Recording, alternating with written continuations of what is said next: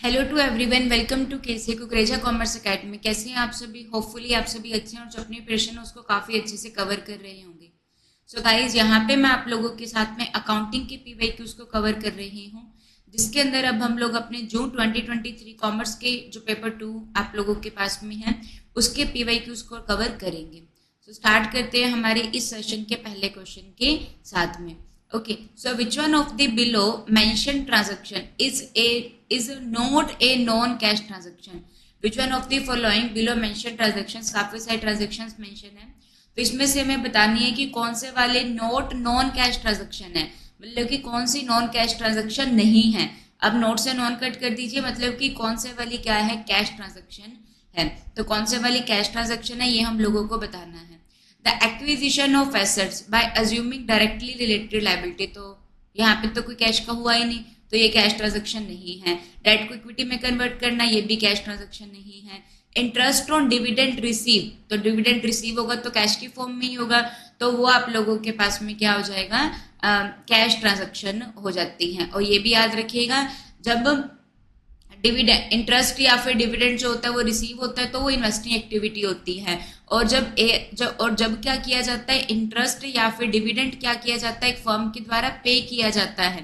तो वो कब पे किया जाता है, तो वो AS3 के अकॉर्डिंग कैश फ्लो स्टेटमेंट के अंदर या आप लोगों के पास में किसका पार्ट होता है, फाइनेंसिंग एक्टिविटी का पार्ट आप लोगों के पास में रहता है। ठीक है, डिविडेंड पेड करना ये फाइनेंसिंग एक्टिविटी के अंदर आता है। यहाँ पे acquisition of enterprise by means of an issue of share, तो ये भी एक नॉन कैश ट्रांजेक्शन है। इंटरेस्ट ऑन डिविडेंड रिसीव ये एक कैश ट्रांजेक्शन है। और AS3 जो होता है आप लोगों के पास में कैश फ्लो स्टेटमेंट होती है। कैश का इनफ्लो एंड आउटफ्लो होता है due to operating activity, investing activity and financing activities की वजह से होता है। Move to the next question. देखिए क्या क्वेश्चन लिखा होगा आप लोगों के पास में। PRM are partner in a firm, they share profit and loss in the ratio of 3:2:1। On 1 April R retire हो गया, मतलब कि ये जो बीच वाला पर्सन है जिसका जो शेयर है वो आप लोगों के पास में क्या है, टू है। टोटल कितना है, 3, 2, 5 और 6, तो जिसका जो रेशियो है वो कितना है, 1/3 है। तो वो क्या हो गया, रिटायर हो गया।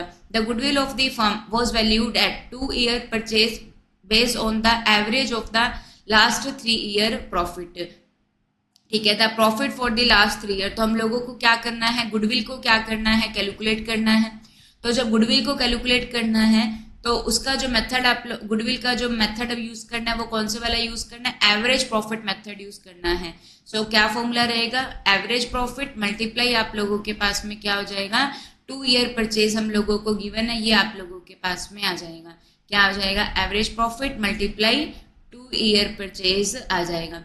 तो जो एवरेज प्रॉफिट है लास्ट 3 ईयर के, तो उससे हम लोगों ने निकालना है, तो एवरेज प्रॉफिट हम लोग निकाल लेंगे। तो ये आप लोगों के पास में कितना है, ये प्रॉफिट है 2,48,000 का।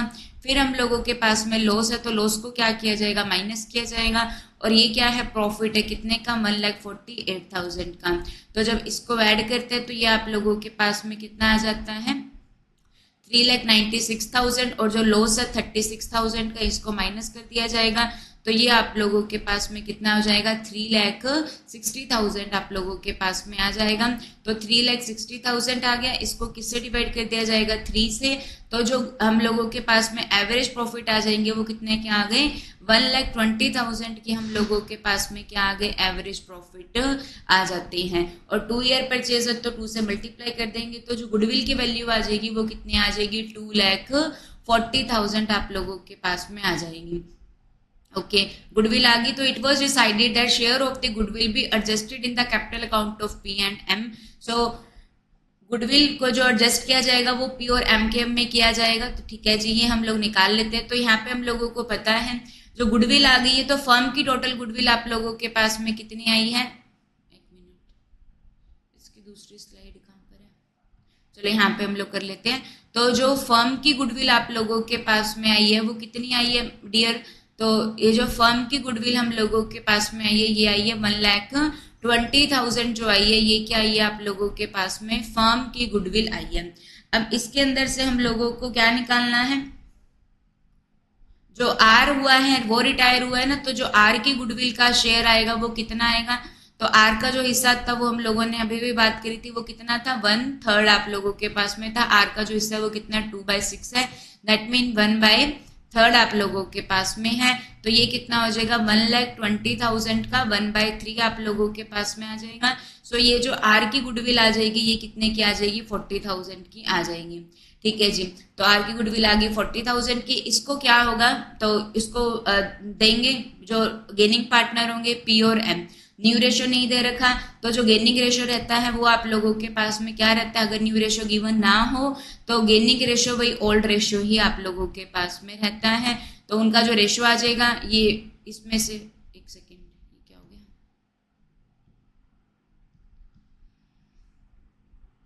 तो जो गेनिंग रेशो आप लोगों के पास में आ जाएगा ये कितना आ जाएगा, 3:1 जो रहेगा ये क्या हो जाएगा, गेनिंग रेशो हो जाएगा।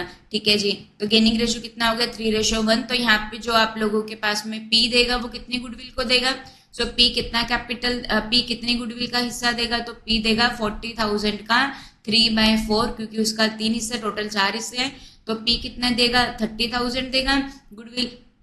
और जो एक और एम था, तो एम के पास में कितना आ जाएगा, 40,000 का 1/4 आ जाएगा। तो ये कितना आ जाएगा आप लोगों के पास में, 10,000 आ जाएगा। क्लियर हो गया, तो ये कितना आ जाएगा, 30,000 एंड 10,000। तो कोई भी इसके अंदर सही आंसर नहीं है, इसीलिए तो इसका जो करेक्ट आंसर है वो क्या है, 30,000 एंड 10,000। क्लियर हो गया। हम लोगों ने क्या निकालने हैं, पहले एवरेज प्रॉफिट निकालने हैं। एवरेज प्रॉफिट के लिए प्रॉफिट को ऐड कर दो, लॉस को माइनस कर दो। ये हमने कर दिया, 3,60,000 आ गया, उसको 3 से डिवाइड किया तो 1,20,000 ये आई फर्म की गुडविल। हमें आर की गुडविल चाहिए, तो आर की गुडविल कितनी है, 40,000। ठीक है, तो 40,000 को जो गेनिंग पार्टनर है वो अपने गेनिंग रेशो के अंदर देंगे। ठीक है, तो ये आप लोगों के पास में आ जाएगा। Move to the next question, according to which concept the life of the business is divided into appropriate segment for studying the result shown by the business each of the segment। so ये कहते हैं कि जो business की life है वो उसको क्या किया जाएगा, कुछ पार्ट्स के अंदर बांटा जाएगा। ठीक है, तो वैसे हम लोग ये कह रहे हैं कि जो हमारा बिजनेस होता है, हम गोइंग कंसर्न कंसेप्ट के अकॉर्डिंग क्या कहते हैं कि जो बिजनेस होता है वो क्या करता है, लॉन्ग समय के लिए चलेगा, फ्यूचर के अंदर चलेगा, इनफाइनाइट टाइम के लिए। बट जो बिजनेस का लाइफ है उस पर हमें रिजल्ट तो पता चलने चाहिए ना, जो प्रॉफिटेबिलिटी पोजीशन है, लिक्विडिटी पोजीशन है, फाइनेंशियल पोजीशन है, वो तो एक टाइम पीरियड के बाद में पता चलनी चाहिए ना, जिसके लिए क्या यूज किया जाता है, अकाउंटिंग पीरियड कॉन्सेप्ट यूज किया जाता है। इसमें क्या होता है, हर ईयर के एंड में बैलेंस शीट बनाई जाती है, प्रॉफिट एंड लॉस अकाउंट बनाया जाता है, जो क्या शो करता है, फाइनेंशियल पोजीशन को शो करता है।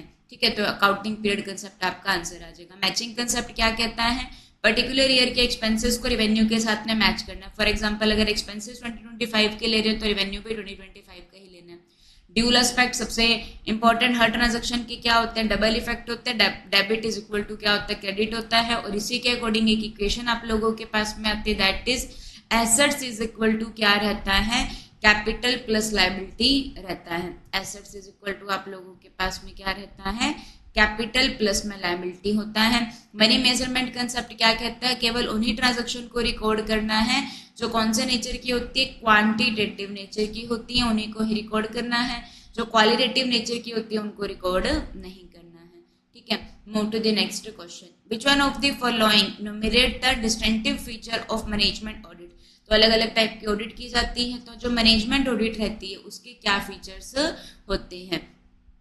मैनेजमेंट ऑडिट अलग अलग टाइप की ऑडिट होती है, फाइनेंशियल ऑडिट होती है जहाँ पे जो भी फाइनेंशियल स्टेटमेंट्स प्रिपेयर की जाती हैं उसकी ऑडिट की जाती है। तो जो मैनेजमेंट ऑडिट रहेगी इसके जो फीचर्स आप लोगों के पास में रहेंगे, मैनेजमेंट ऑडिट इंटरनल पर्पस के लिए की जाती है कि क्या सही रूल पॉलिसीज ऑब्जेक्टिव वगैरह सही बने हुए हैं या नहीं बने हुए, ऑर्गेनाइजेशन स्ट्रक्चर को चेक किया जाएगा, तो ये आप लोगों के पास में होगा। सो ये क्या होती है, ये कॉस्ट अकाउंटिंग को चेक करती है। तो cost it is preventive as well as creative check of cost accounting, इसके लिए आप लोगों के पास में क्या रहती है, कॉस्ट ऑडिट होती है, इसके नाम से ही क्लियर है। तो इसको क्या करती है, एलिमिनेट कर दीजिए। तो बी को एलिमिनेट करते क्या आ गया, ACEADE, तो मतलब कि ए श्योर है कि आएगा ही आएगा। ये एलिमिनेशन मेथड है, सबसे बेस्ट मेथड है क्वेश्चन को सॉल्व करने का। It is an appraisal of both policy and action, ये आएगा। और ये इंश्योर करता है sound and healthy growth of the business organization. अब चेक करते हैं सी और डी के अंदर से। तो यहाँ पे क्या है, इट इज ऑर्गेनाइजेशन ओरिएंटेड या फिर it is dynamic and result oriented rather than simply procedure bound. तो ये आप ज्यादा बेटर जो लग रहा है वो ऑप्शन नंबर डी लग रहा है कि ये डायनेमिक हो जाएगा, रिजल्ट ओरिएंटेड आप लोगों के पास में रह जाएगा। ठीक है, तो ये ऑप्शन नंबर जो 4 रहेगा ये इसका आंसर आ जाएगा।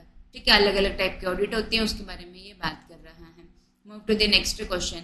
ए company can issue the shares at discount. तो जो नॉर्मली शेयर्स का जो इशू होता है वो डिस्काउंट के ऊपर नहीं हो सकता है। ठीक है, याद रखिएगा जब शेयर्स का इशू किसके ऊपर किया जाता है, प्रीमियम के ऊपर किया जाता है, तो उसके ऊपर कौन सा वाला सेक्शन अप्लाई होता है, सेक्शन 52 अप्लाई होता है। फिर आप लोगों के पास में क्या होता है, जो शेयर्स का इशू होता है वो डिस्काउंट के ऊपर नहीं होना चाहिए। सेक्शन 53 कहता है कि डिस्काउंट के ऊपर शेयर्स का इशू नहीं होना चाहिए, बट सेक्शन 54 कहता है कि जो स्वेट इक्विटी शेयर्स होते हैं, जो एम्प्लॉयज को शेयर्स इशू किए जाते हैं, तो वो आप लोगों के पास में सेक्शन 54 में वो डिस्काउंट के ऊपर किए जा सकते हैं। तो the company can issue the shares at a discount. Discount के ऊपर कब इशू कर सकती है? ठीक है, तो 2 ईयर पास हो गए होने चाहिए since the date at which the company was allowed to commence the business. तो ये कंडीशन तो नहीं है।